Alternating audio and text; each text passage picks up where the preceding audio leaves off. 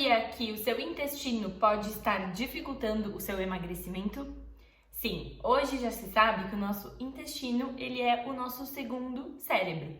O bom funcionamento dele é muito importante para diversos fatores. Quando a gente tem dificuldade em ir aos pés, quando a gente sente aquela dor, aquele desconforto, a gente tende a ficar mais inchado. E quando a gente fala em inchaço, esse inchaço ele pesa na balança. É óbvio que a dificuldade em emagrecer, neste caso, não está relacionada a um aumento de gordura corporal, mas sim a um aumento na retenção de líquidos. Sem falar que quando a gente não consegue ir aos pés todos os dias, nós sentimos maior desconforto abdominal. Às vezes nós temos gases, flatulência, podemos ficar mais inchados, abdômen distendido. E isso tudo gera desconfortos ao longo do dia. Nós temos a disbiose intestinal, que é uma desregulação da nossa microbiota intestinal. Pelo que ela pode ser causada? Por diversos fatores. Consumo excessivo de açúcar, de alimentos industrializados.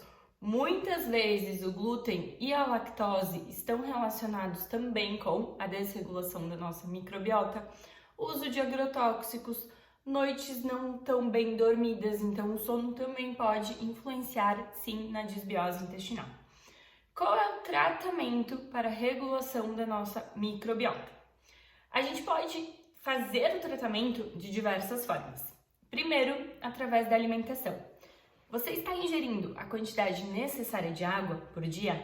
Porque se a gente não beber uma quantidade mínima de água por dia, o nosso bolo fecal vai ter dificuldade em ser formado. E isso vai dificultar o bom funcionamento do nosso intestino.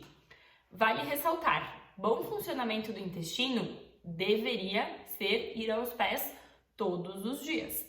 Mas, na minha prática clínica, eu tenho pacientes que não vão aos pés todos os dias. Vão dia sim, dia não. Mas eles não sentem nenhum desconforto quanto a isso. Isso é naturalmente normal para eles. E é isso que vocês têm que entender. Às vezes, ir dia sim, dia não aos pés e não sentir desconforto pode ser um sinal de que a tua microbiota também está saudável. Então, o primeiro tratamento, a gente investiga a questão da hidratação. Se o paciente está bebendo a quantidade necessária de água por dia ou não. Segundo, a ingesta de fibras. Então, o consumo de frutas, de legumes, de vegetais, de folhas. Uma aveia. Gorduras boas também auxiliam no bom funcionamento intestinal. Então, uma semente de chia, uma semente de linhaça, diversos fatores. Alguns alimentos são caracterizados como food maps, que são fruto-oligosacarídeos. São substâncias que favorecem a constipação intestinal, favorecem os gases, a flatulência. Então, em um segundo momento, a gente avalia a necessidade de retirada ou não destes alimentos. Quais são os principais? Feijão, lentilha, grão de bico, então as leguminosas, chuchu, brócolis, couve-flor, beterraba. A carne vermelha, ela não é um alimento rico em food maps, mas às vezes a redução do consumo de carne vermelha também favorece um melhor funcionamento do nosso intestino. As leguminosas, é muito importante ressaltar que elas são ricas em antinutrientes, que são substâncias que favorecem a fermentação intestinal. Qual é a orientação? Sempre deixar de molho por 12 horas na água e antes de cozinhar, trocar essa água por pelo menos 2 ou 3 vezes. Sabe aquela espuminha que fica em cima quando a gente deixa de molho na água?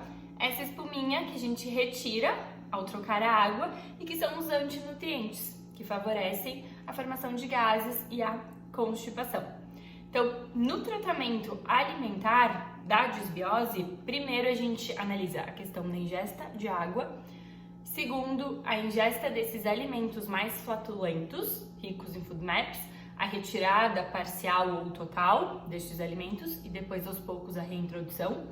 Avaliamos se glúten e lactose podem estar interferindo nisso, então se tu tem um consumo muito exagerado, sugiro que reduza também. A inclusão de alimentos fermentados, também pode favorecer uma melhora desse nosso funcionamento intestinal. Quais são esses alimentos? Bebidas fermentadas, então a gente tem o próprio Yakult, que é uma bebida fermentada e alguns pacientes relatam melhora no consumo diário. A gente pode estar usando o kefir e a kombucha. O kefir são micro-organismos que a gente vai fermentar através do leite. Então a gente deixa de molho ali por 12, 24 horas para que esses micro-organismos fermentem e no dia seguinte a gente consuma ele ou com uma fruta ou até puro. E a gente tem a kombucha, que é uma bebida fermentada normalmente à base de chá verde, aonde a gente pode estar utilizando de 150 a 250 ml por dia. A kombucha tem tanto pronta para comprar em lojas de produtos naturais, quanto a opção de conseguir o Scooby e a gente fazer a kombucha caseira. Vou deixar aqui uma foto dos tipos de cocôs. Sim, os tipos saudáveis e os não tão saudáveis. Tipo 3 e tipo 4 são os considerados saudáveis, que é o cocô mais retinho e bonitinho. Quando a gente tem ele muito líquido ou quando a gente tem ele muito duro em bolotinhas, isso são características de uma disbiose intestinal, que se não resolver o tratamento através de água, de exclusão de alguns alimentos, de inclusão desses alimentos fermentáveis, a gente parte para o uso de lactobacilos. Então a gente prescreve, manipulado, cepas específicas para esse tratamento da desregulação da tua microbiota. Então isso é feito de forma individual, conforme os sintomas de cada paciente. Muito importante falar, o nosso ciclo circadiano, que é o nosso reloginho biológico, ele nos diz que os nossos movimentos peristálticos, o bom funcionamento do nosso intestino se dá entre 6 e 7 horas da manhã, 6, 8 horas da manhã. Então esse é o horário em que a gente deveria ir aos pés com maior facilidade. Quem tem dificuldade em ir aos pés, dica de ouro, evite o consumo principalmente de folhas, de legumes, de fibras à noite. Por quê? Porque à noite o nosso intestino não está com esses movimentos peristálticos em mais movimento. Não é um horário em que ele está preparado para fazer a digestão desses alimentos.